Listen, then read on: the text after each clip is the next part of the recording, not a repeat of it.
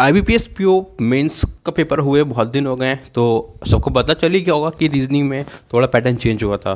तो उसी पैटर्न को आगे चेंज होते हुए देखा है NHB है, नेशनल हाउसिंग बैंक, जिसका एग्जाम अभी हाल ही में हुआ था 24 दिसंबर को। मैं आपको बताने वाला हूँ कि पैटर्न कैसे चेंज हो रहा है, किसका चेंज हो रहा है। अगर आपको अपनी डाउट्स की वीडियो सॉल्यूशन चाहिए हो तो हमारे टेलीग्राम ग्रुप को ज्वाइन कर लीजिएगा, डाउट्स को पोस्ट कर दीजिएगा उस ग्रुप में। तो ग्रुप का नाम है बैंकिंग डाउट्स 360, आपकी स्क्रीन पे भी आ रहा होगा।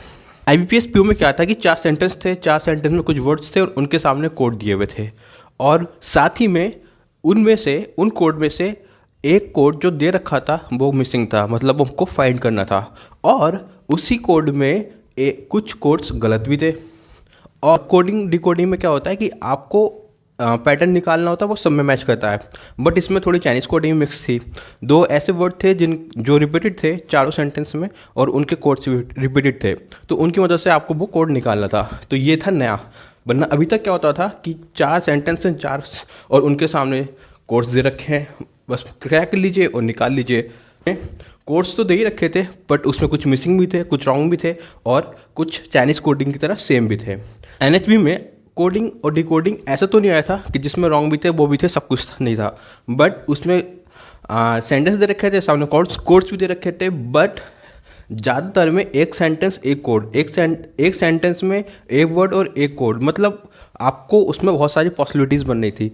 और जो क्वेश्चंस थे वो भी पूरे थे, मतलब कि क्वेश्चंस में भी आपको एक कोड दे रखा था, फिर आपको उसके आगे पॉसिबल वैल्यूज़ निकालनी थी। मतलब बहुत लंबा था, तो बिल्कुल आसान वाले नहीं थे कि 5 क्वेश्चन आए कि 3 क्वेश्चन एकदम सीधे एक वर्ड के कोड बता दें, नहीं, ऐसा नहीं था। NHB में भी पैटर्न चेंज था।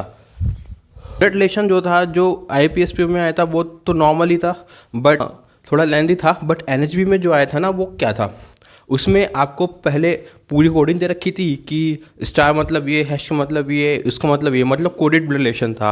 तो कोड दे रखा था ब्लड रिलेशन का, आपको बॉडी कोड करना था। फिर उसके बाद में हर क्वेश्चन में जो गिवन कोड था ब्लड रिलेशन का, उससे अटैच्ड क्वेश्चन दे रखा था, मतलब लिंक्ड क्वेश्चन दे रखा था।